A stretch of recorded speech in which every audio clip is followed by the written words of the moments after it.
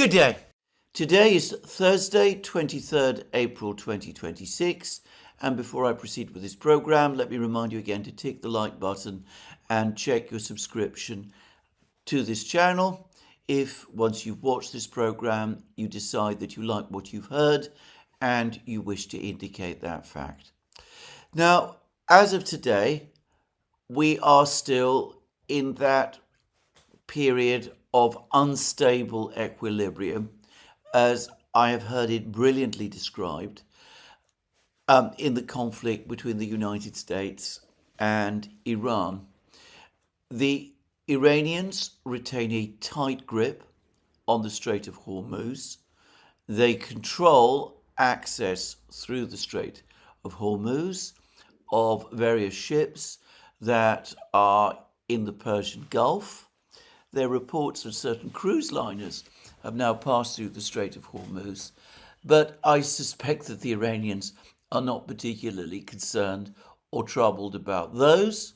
The Iranian central bank is saying that the first sums that Iran has received from the toll payments it has been enforcing on the Strait of Hormuz, on ships that pass the Strait of Hormuz, have now reached its budget. They've been processed and are being placed within the central government budget.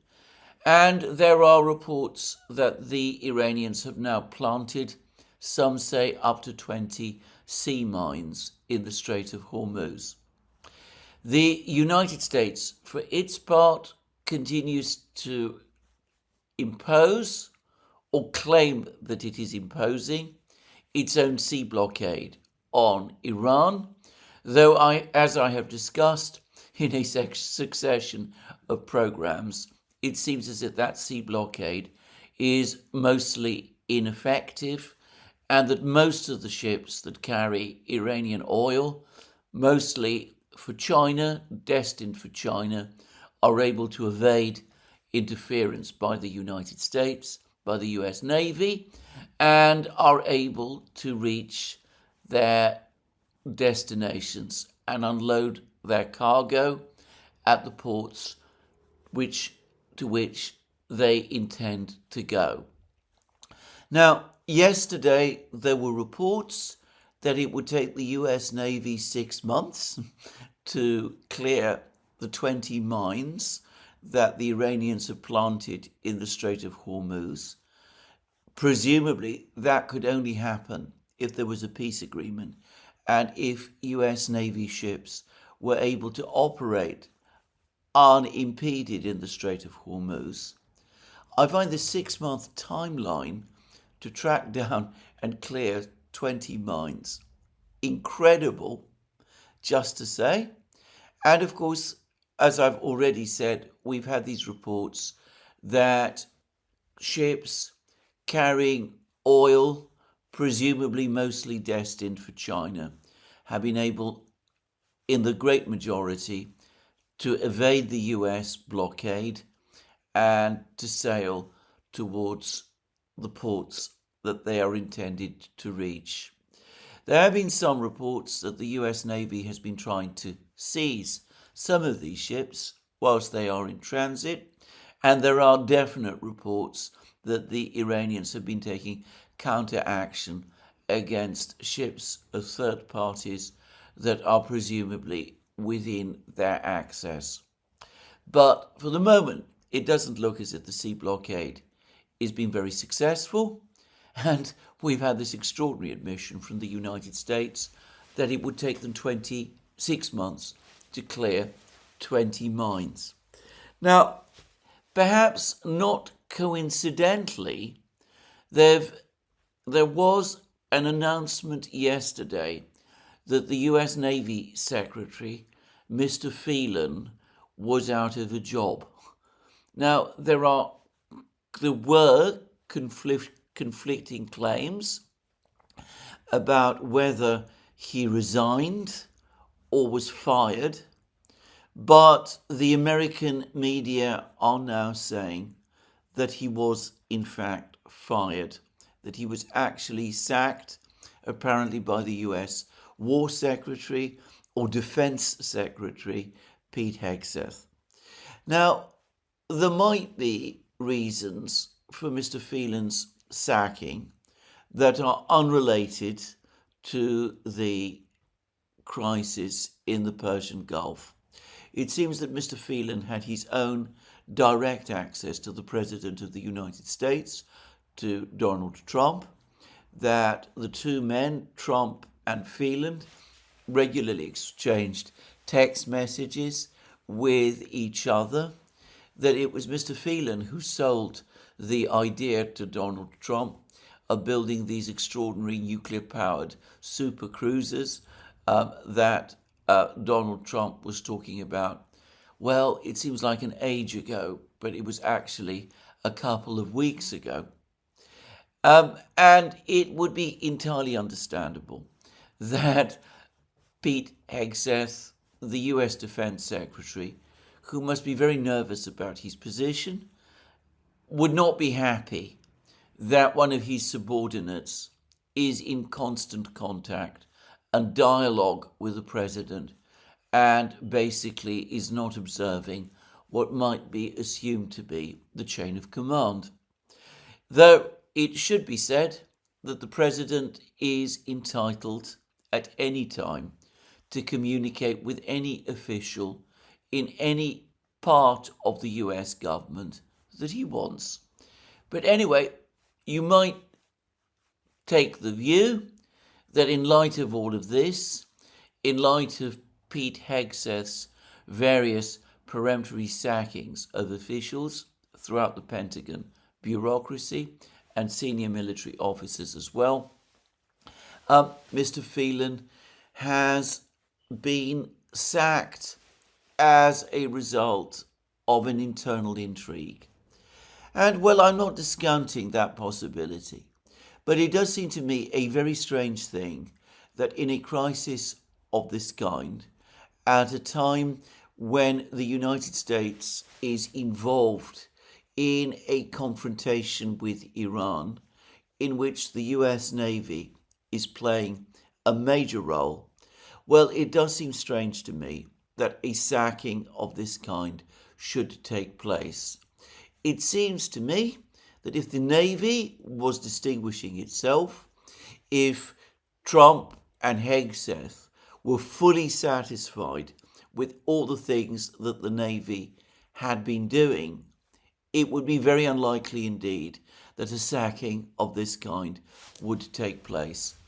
To me, this sacking looks like another expression of the deepening frustration at the highest level of the Trump administration on the part of the president himself, of Donald Trump, and of his defense or war secretary, that things are not going to plan, that elusive key that will turn the lock on this military stalemate that is in existence in the Gulf, that key has not and apparently cannot be found, so that the United States finds itself unable to enforce its will on Iran at a time when energy prices continue to creep remorselessly upward.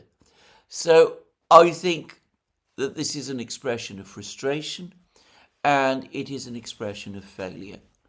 Meanwhile, the narrative that I warned about a couple of days ago about splits, supposed splits in the Iranian government, which are allegedly making it impossible for the United States to negotiate with the Iranians.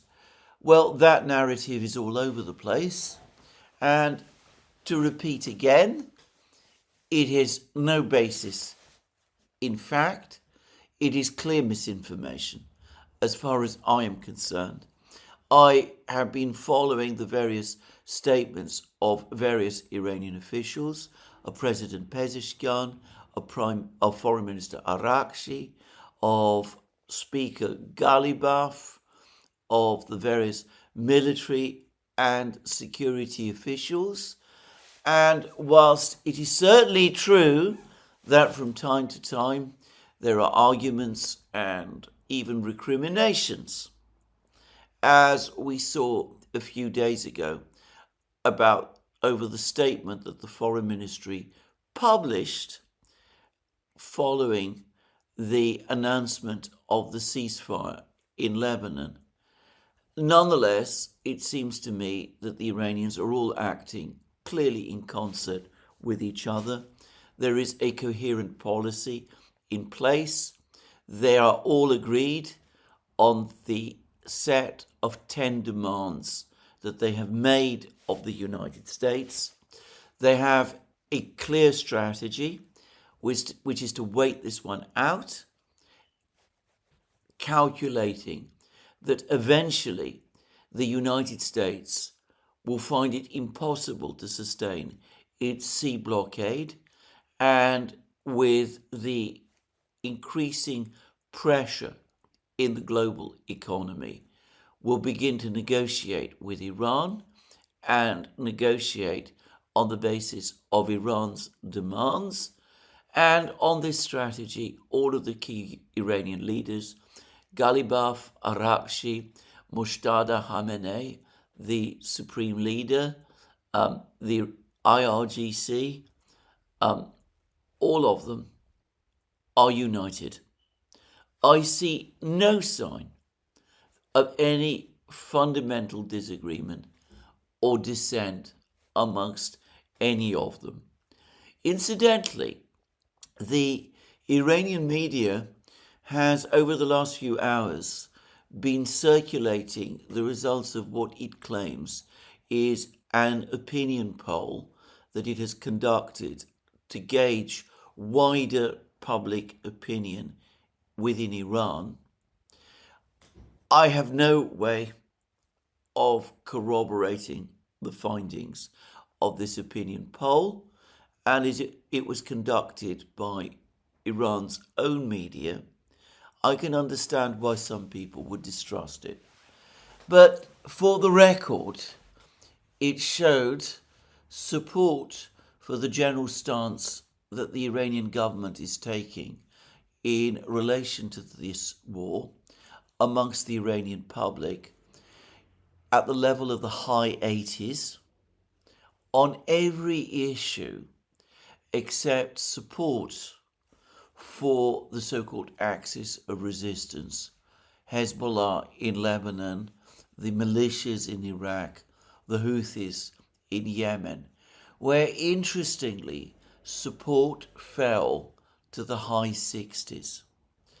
And well, that is somewhat consistent with what I've been hearing about the general sentiment in Iran, which is that the Iranian people overall have indeed rallied to their nation, to their country, and consolidated behind their government, that they see this attack by the United States and Israel as an attack on their country, and this has stiffened resolve and caused a sinking of differences.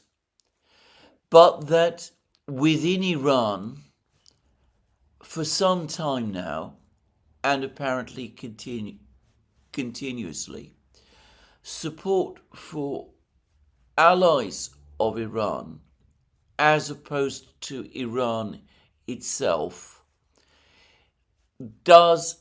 is controversial and does inspire a certain degree of opposition.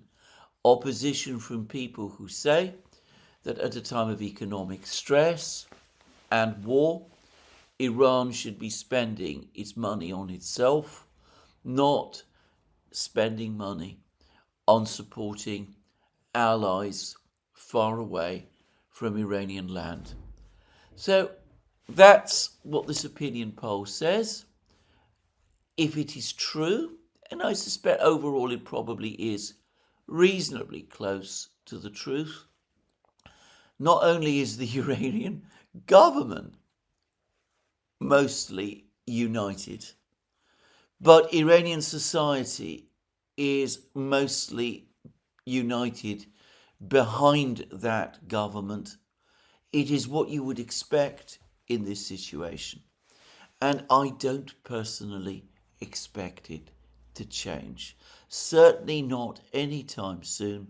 Certainly not on any timetable that would work to the advantage of President Trump, who, despite his denials, he's just said, by the way, that he has no timetable or timeline for the ending of this conflict, who, despite his denials, shows every sign of wanting this conflict to end as soon as possible, if only so that stability can be returned to global markets and the price of energy and the cost of living in the United States can be brought back down.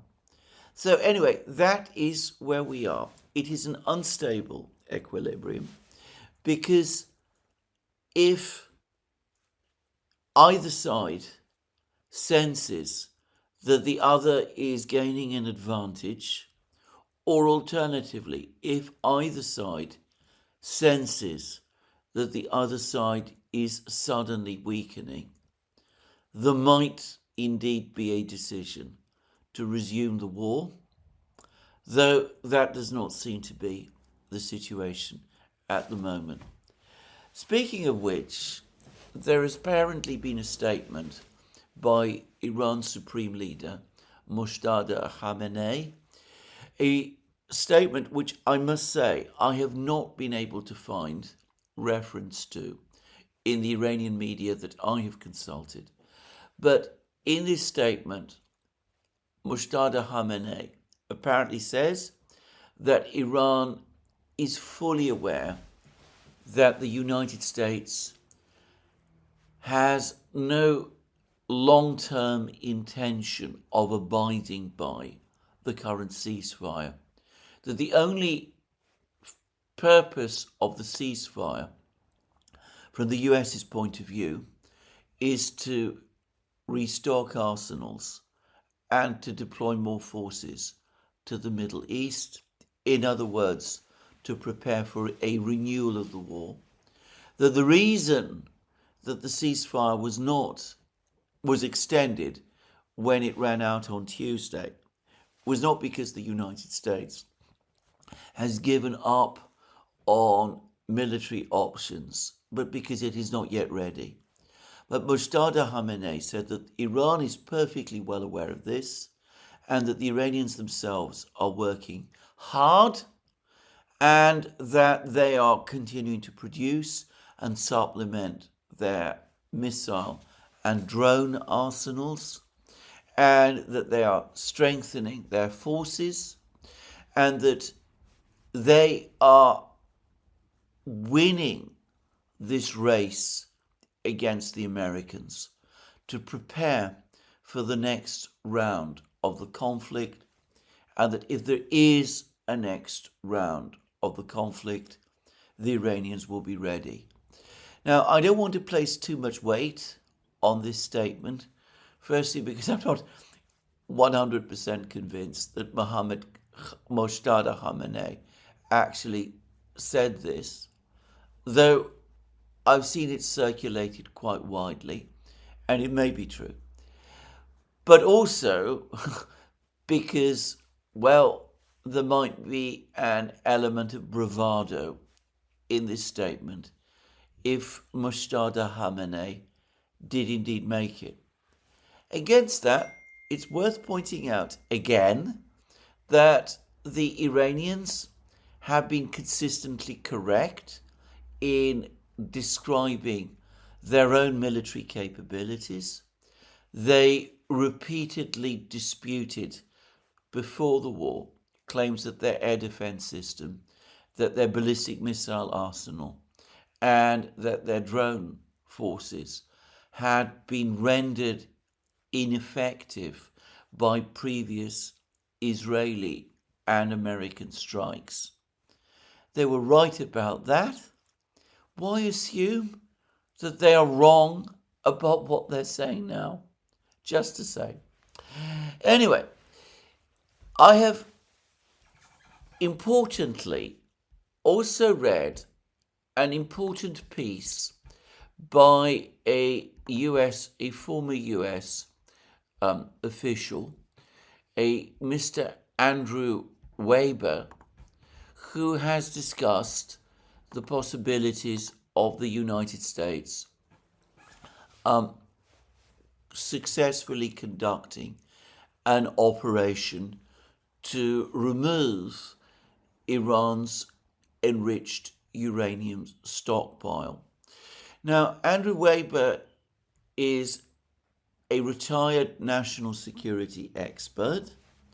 He served as Assistant Secretary of Defense for nuclear, chemical, and biological defense programs under President Obama.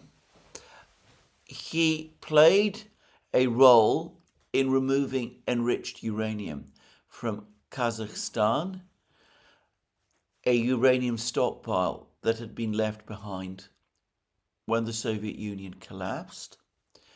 And he warns, based on this experience, that in Iran we couldn't send a team to do this unilaterally without great risk. You would need to set up in the middle of the country a secure perimeter.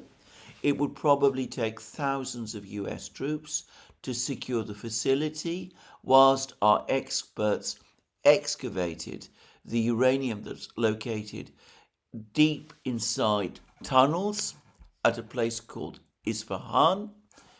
And, well, he warned that if such a thing was attempted, it would be incredibly difficult, it would be very high risk, and the United States ran a serious risk of thousands of US casualties, which he thought would probably doom the presidency of Donald Trump. Now, Mr. Weber is an official in the former Obama administration. I presume he is aligned with the Democratic Party. He is presumably, therefore, a critic of President Trump's, somebody who's not perhaps axiomatically friendly to President Trump. Nonetheless, he is an expert. He has a background in doing this sort of thing. What he's basically saying, or so it seems to me here, is that this simply can't be done, that the risks are too great, the dangers are too high. We saw from the operation to rescue the navigator, if that is what it actually was, how difficult and dangerous it is to conduct operations deep inside Iran. The United States lost more aircraft over the course of that operation than it has lost at any time over the course of a single day since the end of the Vietnam War. So, for all of these reasons, I place weight on Mr. Weber's warnings. I think the president needs to be mindful of them. I think that conducting operations of this kind deep inside Iran are fraught with enormous risk.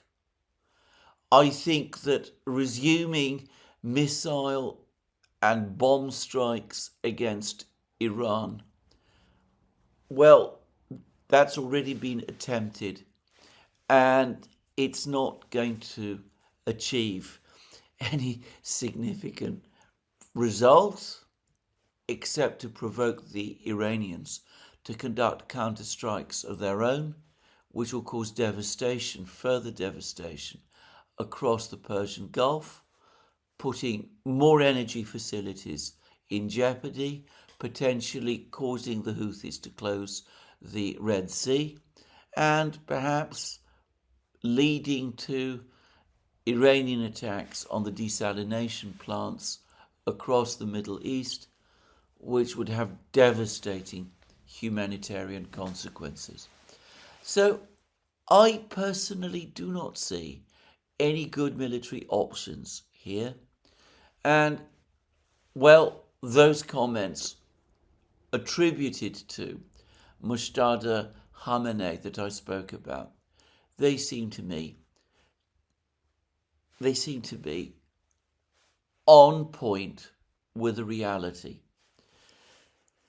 If this unstable equilibrium continues for very much longer, then assuming that the United States does not go for broke, plunge into another military operation against Iran, take all these enormous risks upon itself, carry out what Professor Mearsheimer has described as a kamikaze mission with devastating consequences for itself if it ends in failure. Well, assuming the United States does not fall into that folly, then at some point there are going to have to be negotiations. But to reiterate again, as of now, there is no sign of those. If the United States thinks it can outweight the Iranians, that the Iranian economy is going to crack in 2 weeks' time, that the Iranian leadership is going to be coerced that way into talks that will lead to a capitulation to the demands of the United States, then I think that is totally wrong. But that seems to be the prevailing idea, the prevailing strategy at the moment. In this waiting game, even as the economic war of attrition plays out, it still seems to me, that the advantage remains firmly with Iran. I also sense, by the way, that with part of his mind, the president knows this, and that this explains some of the very strange comments that he has been publishing on Truth Social, which suggests to me someone under extreme stress and probably a certain amount of fear. I don't propose to discuss these comments in detail, but I have to say that one comment that he published yesterday about meting out to Iran the same punishment that General Sherman meted out against the Confederacy during the American Civil War in the so-called March to the Sea, well, that did seem to me an extraordinarily bizarre comment for the President of the United States to make, and one which I suspect will not be well received by many, many people in the southern states of the United States. But anyway, there it is. We are in this state of unstable equilibrium. It will probably continue for several more days, perhaps weeks. The Persian Gulf states will find themselves under growing stress, and they will begin to get restless. The Europeans are, of course, already restless, but we will come to them in a moment. And, of course, the Asians, before long, are going to start to cut their own deals, and the people that they're going to start cutting deals with will be, to some extent, the Americans for oil and gas, but also, I suspect, the Russians. And it is to the Russians that I now come.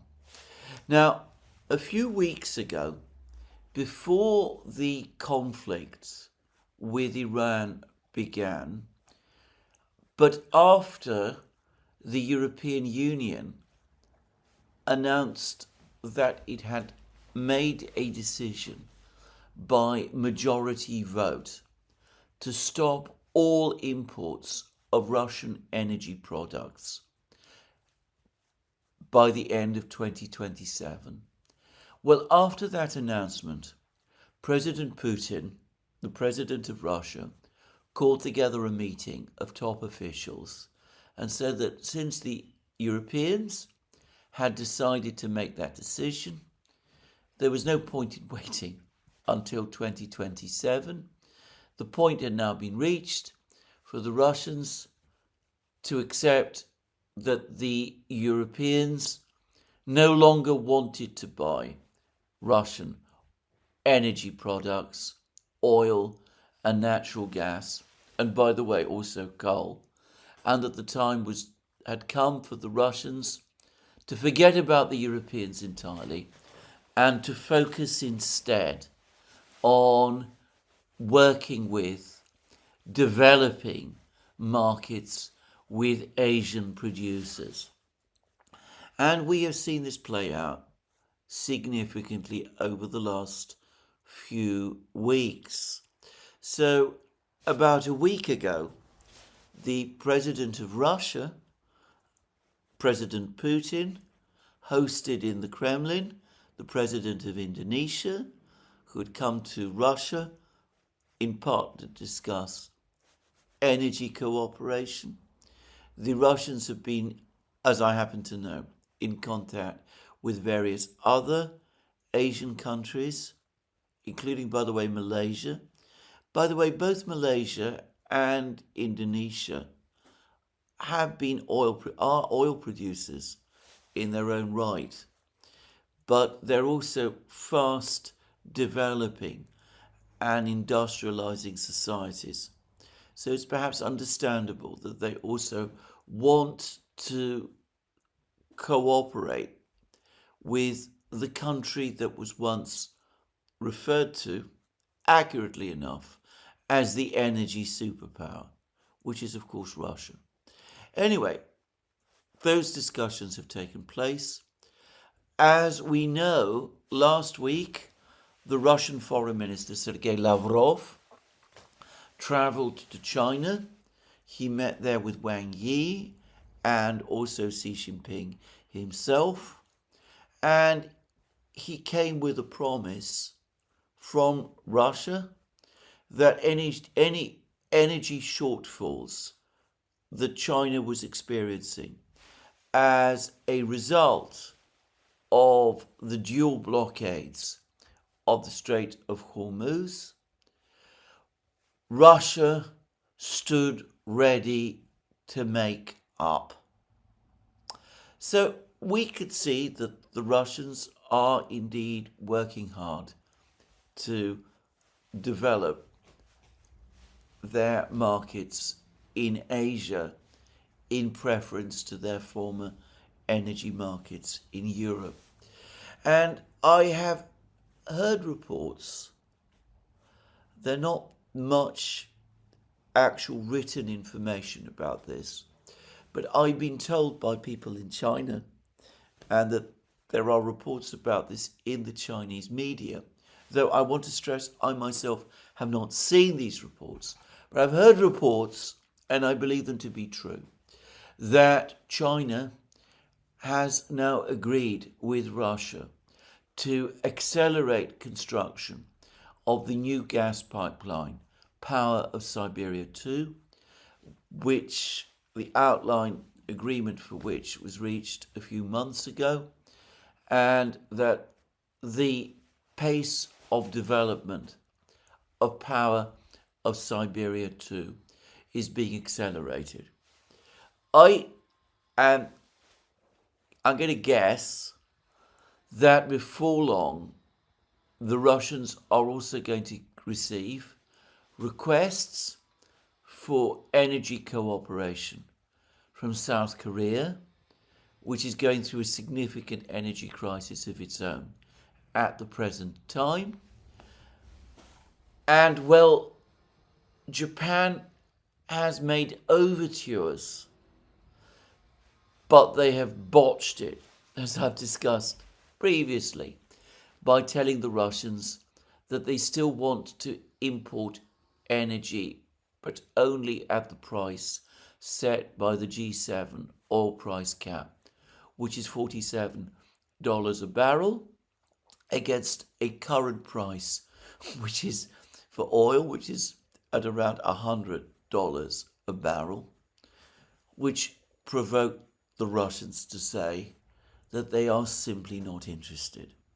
So the Russians are working to develop their Asian markets in exactly the way that Putin said should happen at that meeting in the Kremlin, which took place a few weeks ago.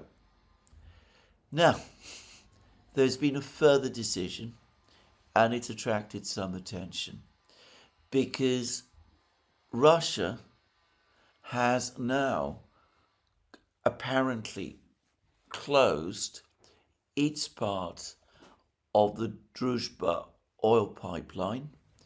Actually, the Druzhba pipeline, Druzhba means friendship in Russian, is not actually a single pipeline, but a network of pipelines that cross Ukraine, which deliver gas and oil to Europe, which were constructed mostly in the last years of the Soviet Union, from about the 1980s, as part of the plan that the Soviet leaders at that time had to position the Soviet Union as a major oil and gas exporter to Europe. An arrangement, by the way, which at that time had the strong support of the then West German governments of Chancellors Helmut Schmidt and Helmut Kohl, just to say. And also, by the way, though it's not something the British like to remember, it also had the strong support of the then British Prime Minister, Margaret Thatcher. The British have relentlessly campaigned against the Nord Stream pipelines, which are in some way a byproduct of this energy cooperation between the Soviet Union and Europe that was developed in the late 1970s and in the 1980s, ignoring the fact that one of the most enthusiastic advocates of that cooperation, as I very well remember, was Margaret Thatcher, who of course placed the economic interests of Britain and of Europe above the geopolitical games that some people like to play. But anyway, that's a piece of history. So Putin, and the instruction undoubtedly has come from Putin, but it's been clearly transmitted down the command chain. Anyway, the part of this pipeline network that was still supplying oil, mostly apparently to Germany, has now been stopped. Another part of the Druzhba pipeline, which used to supply oil to Hungary and Slovakia, which was closed by President Zelensky, who pretended that there were all kinds of technical problems why it could not reopen, but which was really done solely and exclusively in order to cause problems for Viktor Orban in Hungary, which was successful up to a point after Orban did lose the election, but probably not because of that. Well, after Orban lost the election, all of these insuperable technical problems that Zelensky was talking about, and here, by the way, I should say that I have no doubt that Zelensky was acting in concert with some officials in Brussels. Anyway, all of these insuperable technical problems that had led to the closure of the Druzhba pipeline, they mysteriously disappeared. The Druzhba pipeline is back in operation. Hungary is again receiving oil from Russia through this pipeline. And some of this oil, by the way, is also going to Slovakia, even though Slovakia continues to be led by Robert Fico, who is, of course, a strong critic of President Zelensky. But anyway, the key thing is that the Russians have now cut this pipeline. And it's not surprising. Obviously, we have this decision from the Europeans to stop imports of oil and from Russia, and Putin, exactly as he said, is preempting it. For the record, the assertion that the Germans themselves have been making is that the oil that has been reaching Germany via this pipeline does not come from Russia at all. It actually comes from Kazakhstan. That the Russians, in other words, are blocking oil transfers from Kazakhstan to Germany. There's probably some truth in this, but the reality, I am sure, is that whilst a certain amount of this oil is indeed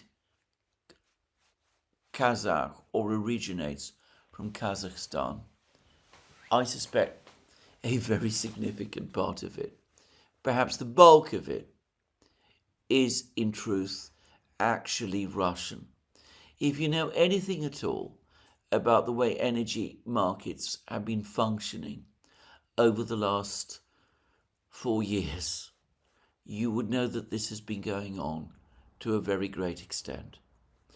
Anyway, this has now happened in the middle of a deepening energy crisis, an energy crisis which is affecting Europe and whose immediate proximate cause is the double blockade by Iran and the United States of the Strait of Hormuz. Now, this is going to be a major problem for the Europeans. It means that the Europeans are not going to get oil. Apparently, oil is not going to be supplied to them via Turk Stream either, or at least the flows of Russian oil through the Turk Stream pipelines that pass through the Black Sea are also going to be limited. At a time of global energy shortage, which is affecting Europe most specifically, the Europeans are about to be denied another source of oil from Russia, and of course LNG from Russia as well. And the extraordinary thing is that even as the Russians are doing what they said they would do following that meeting that Putin chaired some weeks ago, ending exports to Europe, focusing on their Asian markets, blocking Kazakh oil as it flows to Europe. The Europeans continue for their part on the same course as always. They continue to look for ways to restrict Russian oil exports and energy exports. They continue to tell themselves that if they can stop these energy exports, that's going to create a financial crisis in Russia.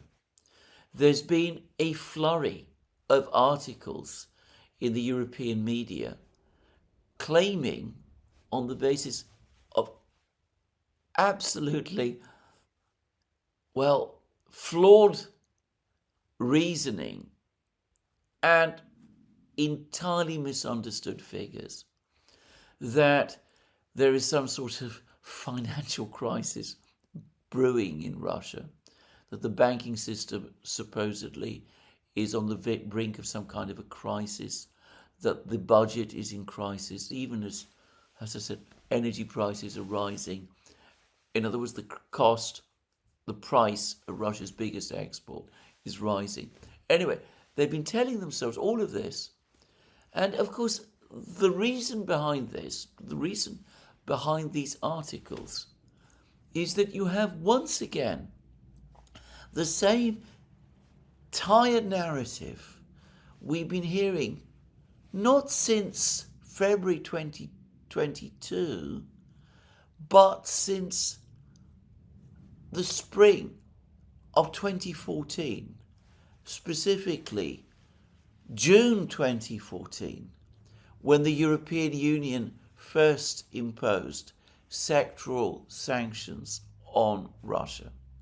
This tired narrative that a few more sanctions, a little more pressure, is all that is needed to cause this economic colossus in Russia to come tumbling down and to deliver a geopolitical victory to the Europeans, to the Ukrainians, and to the collective West. And, well, all of this, of course, justifies the constant harassment of Russian tankers, the Ukrainian drone attacks, which are, to be clear, enabled by the Europeans and the Americans too. The Ukrainian attacks on Russian refineries and oil facilities. There's been another one on the important port of Tuapse. Again, huge amount of smoke, undoubtedly causing great discomfort to the people of this town, but nothing, in no way, capable of interrupting or interfering with Russian energy exports. More sanctions with Viktor Orban gone. The Europeans are now moving forward with a 90 billion euro loan to Ukraine. It's still not explained to me how the money is going to be sourced. When this plan was first floated back in December, it was clearly going to be done by floating bonds on the international financial markets, bonds that would be repaid at some indeterminate date when the Russians agreed to pay reparations to Ukraine. I can't believe anybody believes that anymore.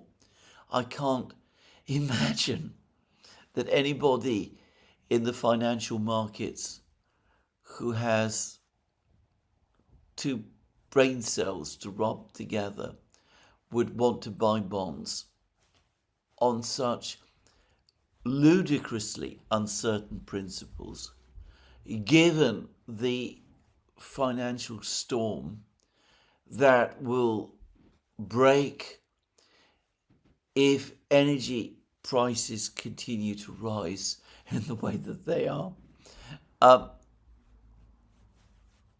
Perhaps the plan has been recalibrated. Perhaps, as the German politician Sarah Wagenknecht has now suggested, the intention now is for West European governments, to make direct contributions to the European government, to the European Union, to the European Commission, so that it can find the funds to pay that loan in that way. That would be a significant reworking of the terms of this loan, by the way. And in theory, it ought to involve consultations with European member state parliaments. But who knows? Maybe they'll just go ahead and do it, as they increasingly do, in disregard of their own regulations and their own laws. But anyway, the Europeans are doing that. They're now pressing forward with this loan, and they're pressing forward with more sanctions, and these include energy sanctions, and we're being told that energy sanctions on Russia in the middle of an energy crisis must be further enforced. And, well, we mustn't give up or slow down now. There was a contraction in the Russian economy in January and February. There's reasons to think that the Russians are indeed finally running out of money. Now's the time to apply the squeeze, and this time all will be well and we will succeed. It seems to me, well, it's been obvious for a long time that in terms of the European economies, the European leaders seem to have some kind of death wish about them. I'm not going to here engage in a detailed discussion of the situation in the Russian economy today. All I am going to say is this: all of the problems that exist in the Russian economy today, about which all kinds of figures and numbers have been cherry-picked, all have a single proximate cause. It has been identified by the Russian steel producer Severstal, and it's also been identified in certain further comments by the Russian economics minister Maxim Reshetnikov. It is the extremely high interest rates that the Russian central bank continues to insist upon as it tries to bring inflation down to its target of 4% as quickly as possible. The nominal rate interest rates are 15% in Russia against inflation, which is around 5 to 6%, and from this point falling. That means that real interest rates in Russia are at around 10%, which is the level the central bank imposed on them back in the autumn of 2024. 10% real interest rates are inevitably creating major liquidity difficulties across the economy, and they're also having a further effect on the financial system and on the budget, because, as both Severstal and Reshetnikov have pointed out, they are causing the ruble to trade higher than is optimal in terms of Russia's budget and trading position. Russia would benefit from a ruble rate of around 80 to 90 rubles to a dollar. Currently, the ruble is between 70 and 80 rubles to a dollar. The currency has over appreciated again. As I discussed in a recent program, there was recently a meeting in the Kremlin at which Putin expressed his displeasure about the situation. In the days that followed, Nabulina had to defend her exceptionally high interest rate policy. She said that she's not obsessed. She actually said this, that she's not obsessed about achieving her 4% target. Clearly, there's been comments made in private directly to her about this, that she's causing a recession in the economy as she tries to chase this 4% target. She said that she's not obsessed with this target. She says that she wants to bring interest rates down, but that if she brings interest rates down too fast, too soon, interest rates over time will remain higher than they would otherwise be. And, well, when Nabulina makes those kind of comments, you can tell that the pressure is indeed on her. Severstal, for the record, is saying that a proper interest rate at this time is not 15%, but 12%, that this would restore stability to the economy. I expect that at some point over the next few weeks, we're going to see Nabulina, who is not impervious to criticism, start to adjust her interest rate policies in response to these pressures that she now finds herself under. Just saying. But anyway, I don't want to discuss this in too much detail at this time. It's the state of the European economies, not the Russian economy, which mostly concerns me and which is the topic of this program. It seems to me unbelievable that at a time of long-term energy shortage, the Europeans continue with this frankly suicidal economic policy of rejecting energy supplies from the country that is geographically closest to them. People like the Minister-President of Saxony have pointed to the absurdity of this. The Italian Deputy Prime Minister, Matteo Salvini, has also pointed out to the absurdity of this. I've heard some reports that Mario Draghi, the former head of the European Central Bank and former Prime Minister of Italy and committed Europeanist, is also apparently privately urging for a change of policy. I can't confirm that, by the way, so don't place too much weight on it, especially coming from him. But the European leadership, which here means Ursula von der Leyen, Kaja Kallas, and Friedrich Merz, they remain implacable. They will continue with this policy no matter what.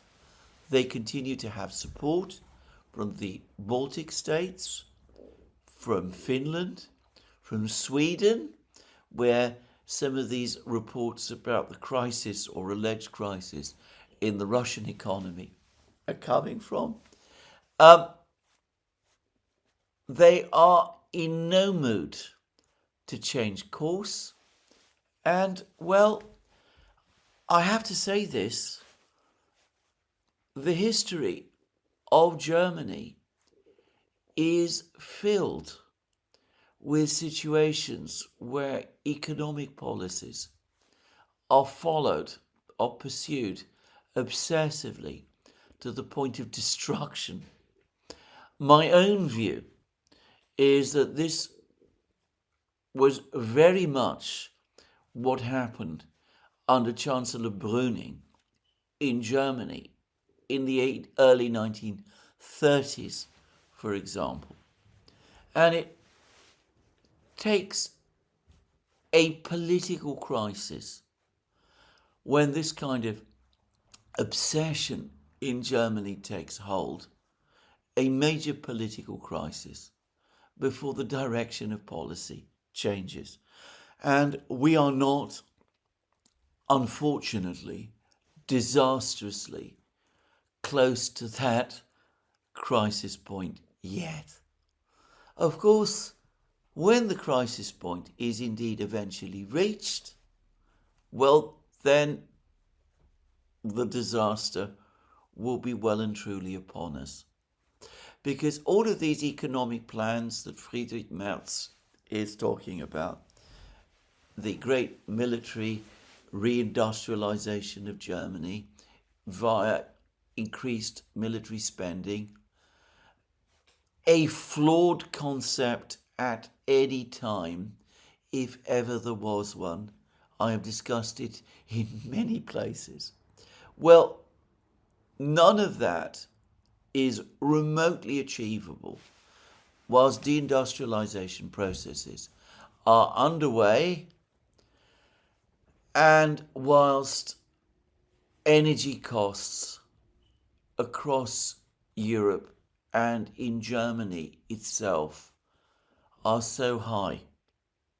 Here I ought to say that if we're talking about very high-end, very bulky, powerful military products, tanks, armored vehicles, self-propelled artillery, rockets, fighter jets, all of those sort of things, the kind of things that supposedly Volkswagen factories are now being re-equipped to build, something which I don't take remotely seriously myself. Well, anybody who knows about the production of these type of weapons knows that it is extremely energy intensive, which makes it all but inconceivable that in a period of energy crisis of the sort that we are seeing, it can realistically be done. So anyway, this is the policy that is going to be followed. And it's all done based on these comforting illusions that if we press on a little further, if we keep this policy of sanctions and harassment of the Russians ongoing, then in some way it will all turn out for the best.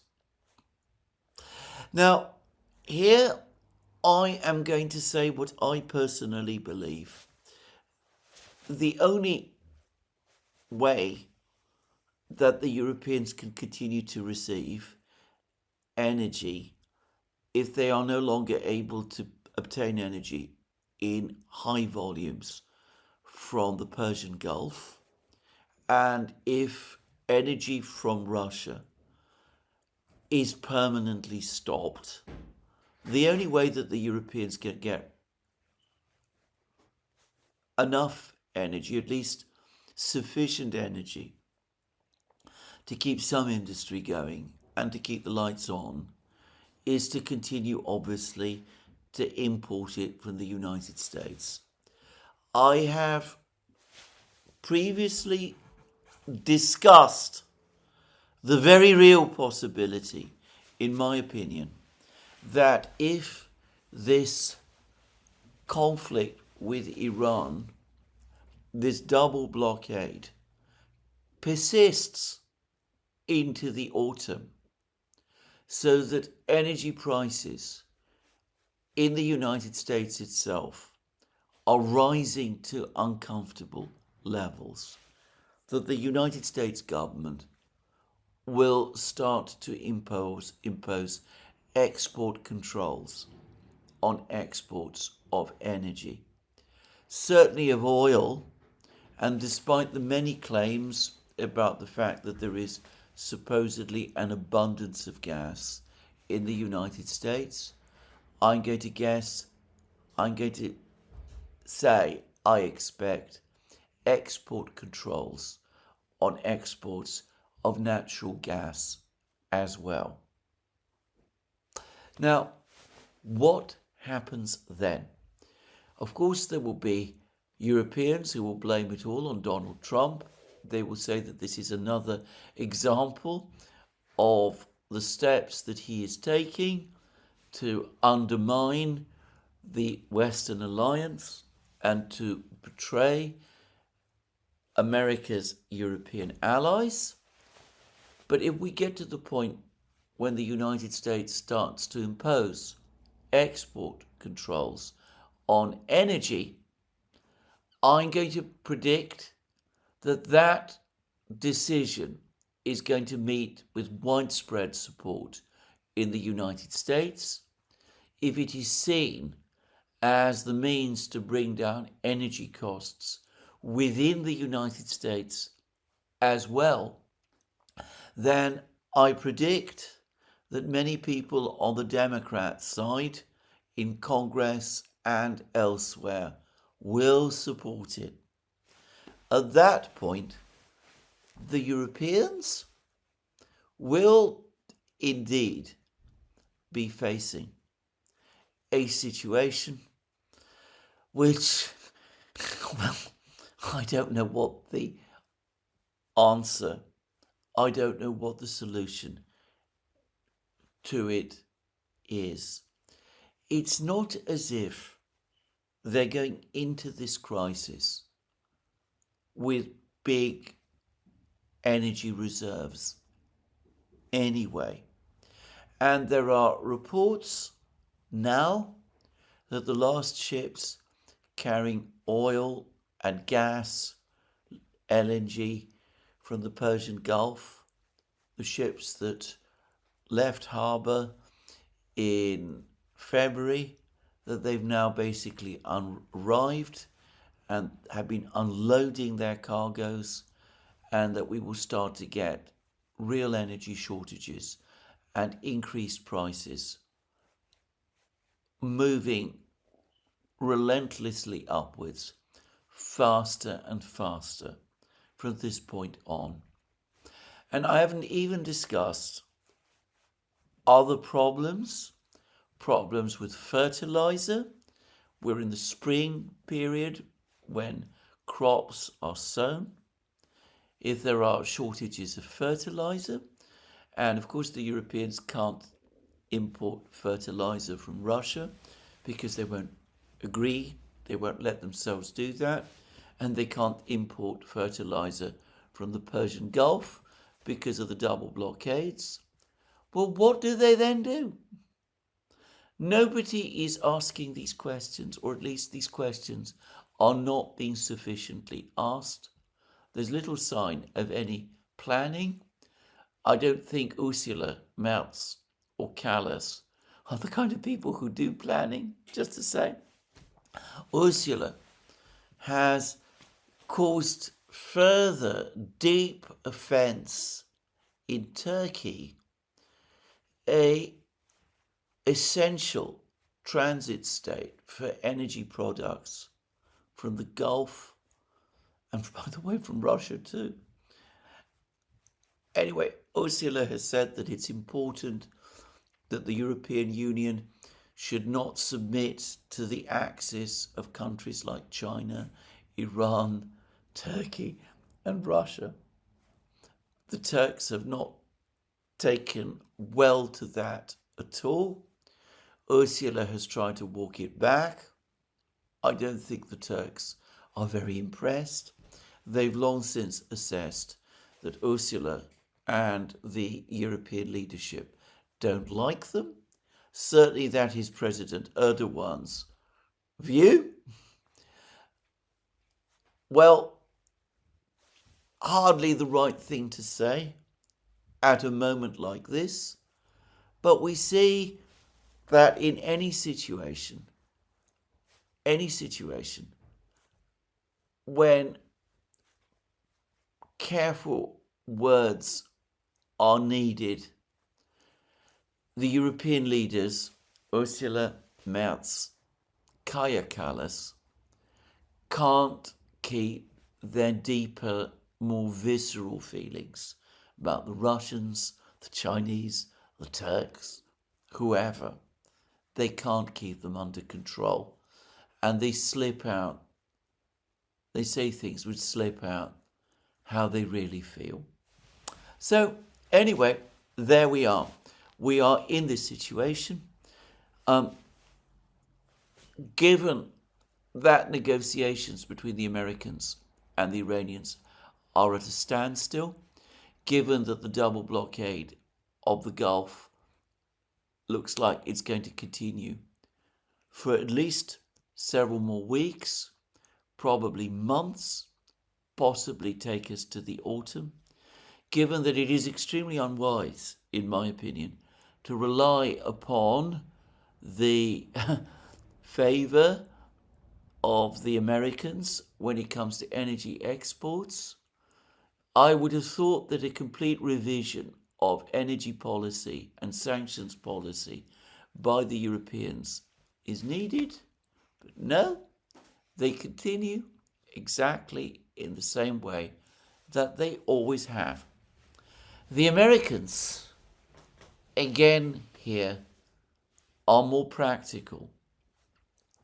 Right at the start of the Persian Gulf crisis, the United States lifted restrictions on exports of Russian oil at sea, which, at least in theory, made it easier for the Russians to sell oil to India.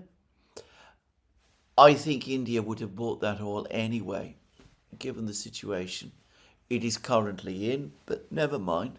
The Americans pragmatically made the decision to do that, rather than perhaps have the Indians openly defy them in ways that would have forced the US either to take countermeasures against India, which would not be a good thing at this time, or to submit weakly to India's defiance, which would have been embarrassing to say the least.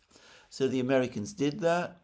Then about a week ago, Scott Bessent, the US Treasury Secretary, as it seemed for a while as if the negotiations might lead to the imminent reopening of the Strait of Hormuz, went around bragging and telling everybody that the sanctions on Russian oil were going to be reimposed again. And then when it turned out that the Strait of Hormuz wasn't going to reopen after all, and that with a double blockade, there's actually been a tightening of exports through the Strait of Hormuz. Well, Scott Bessent walked it all back, and he again said that the United States was providing another 30-day window for exports of Russian oil to take place without interference or restriction by the US.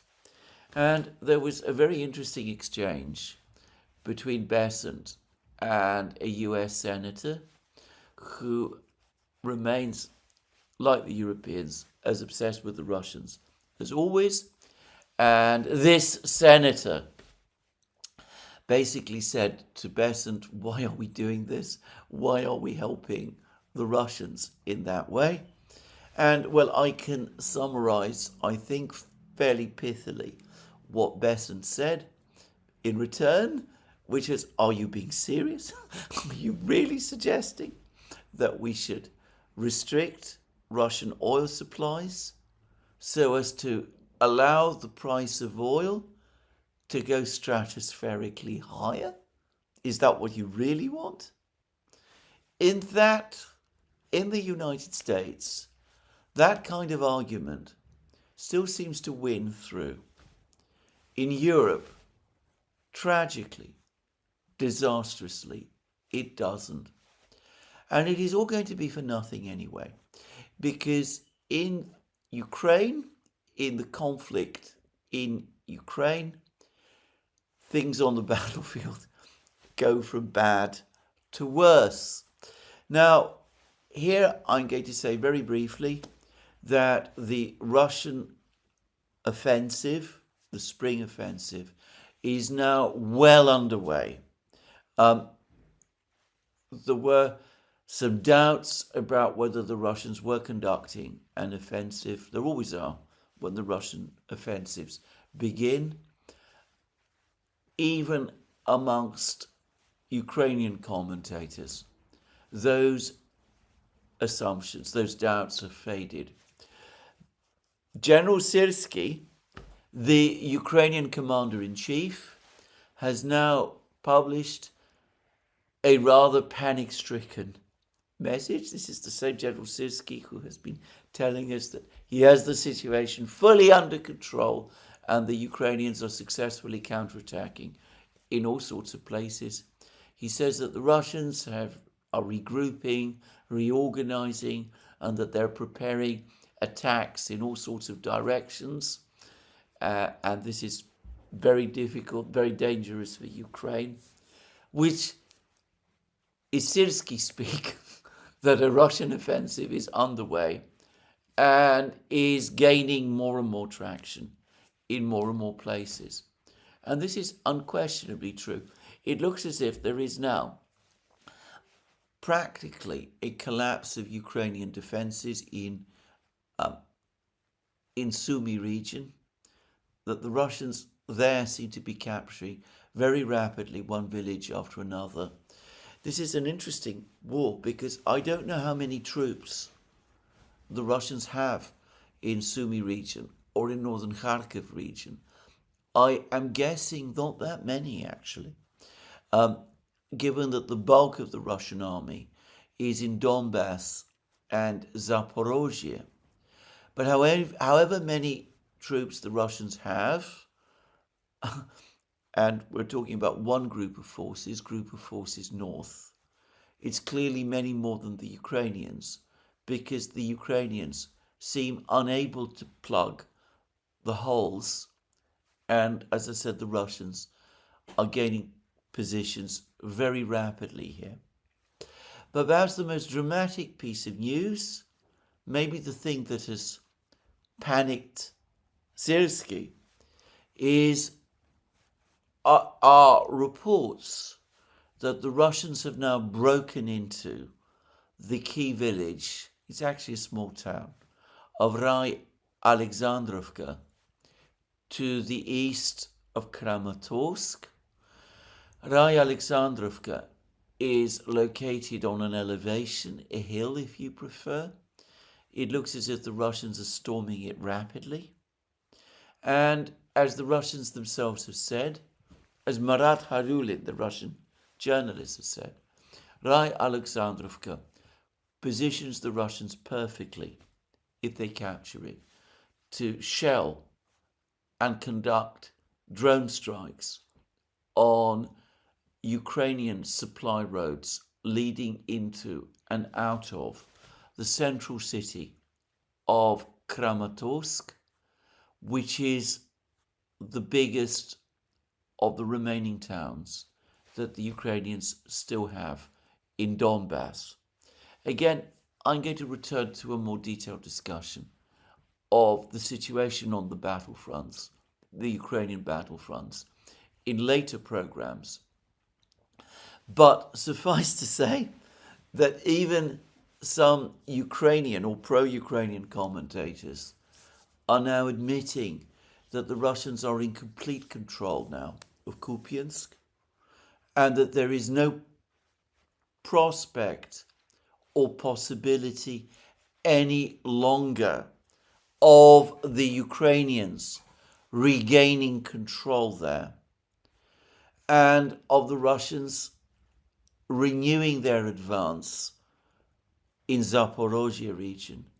There are reports that the Russians have broken through the last major defense lines to the east of Orechov. Well, we'll see. We'll get more information about that soon. And certainly those Ukrainian offensives, that Ukrainian offensive in Zaporozhye, well, it appears to have had only ephemeral effect.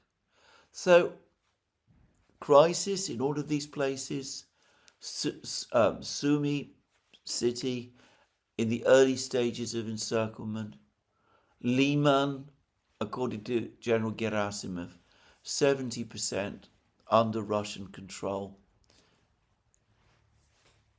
Konstantinovka, a crisis too. A Russian offensive that is underway and is gathering steam and gathering momentum, and which the Ukrainians don't seem to be in a position to stop or slow down. Now, mentioning Gerasimov brings me to my final point in this program. There's been another article by the celebrated, famous US investigative reporter Seymour Hersh. And Seymour Hersh